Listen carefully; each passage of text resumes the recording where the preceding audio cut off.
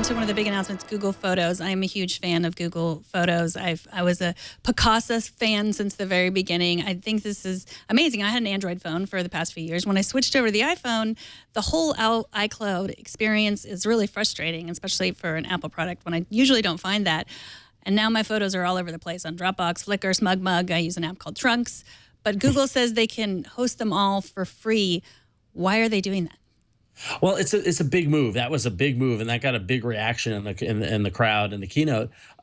Previously, Google Photos has been a big knot that for some reason they've tied over the past couple of years. It was deeply integrated.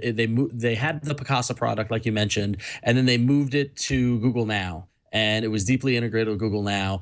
And that was neat because they're trying to build up Google Now, and they're trying to build up that as a social network, and photos kind of made sense there because you've got photos on Facebook and that sort of thing. But they received a lot of feedback from users that there was too much integration into Google Now. And so this move for Google Photos, in addition to giving you, unlimited storage, which is below, like, I don't understand why you would pay for Flickr or any other service after you can get a limited storage from Google where it's pretty secure and you can depend on it.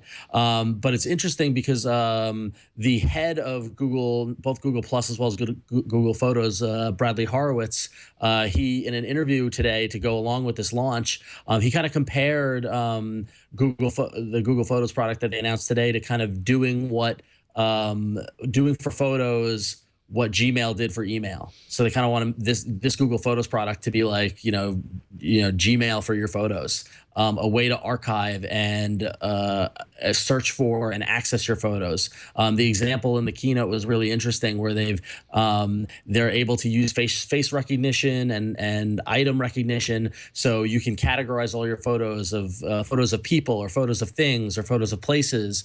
Or the example that the guy who was presenting it gave, which I thought was really compelling, which was he wanted to find photos of a snowstorm in Toronto from a few years ago. So he just searched for snow in Toronto, and it came up with all of his photos that were there. And that's really kind of a smart way. And it's a different way of accessing photos than we've been used to. So, I was kind of, this was the least surprise of the keynote, because so much stuff had been leaked and so much stuff had come out about this, and we knew it was coming. But some of the little touches that they added, and also like the UI approaches where you could just group together a bunch of photos with your finger, or the pinch and zoom and things like that, those we didn't know were coming. And those were nice to see that it was more than just it's a new way to store your photos. They actually added to the conversation. Right. And I think, the average person, the non-techie person, this is probably going to be the thing that would be most useful to them. And they also announced that it would be on iOS also, not just on Android.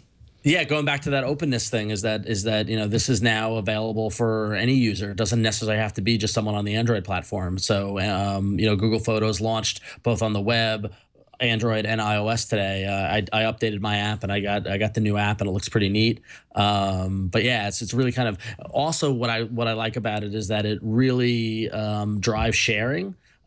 Previously with Google Now, you needed, someone else needed to, not Google Now, I'm sorry, with Google Plus, someone else, if you wanted to share photos, they needed to go into Google Plus, they needed to log in, they needed to be able to, to access your account, be friends. It was really obfuscated as to sharing photos. Now you can group together a bunch of photos and send someone just a link, which is like, I feel like that's the thing we've always wanted. And now we've got it. And if that person happens to be a Google user, they can just save the photos to their album. And they just made it really simple and really open, which is really nice to see.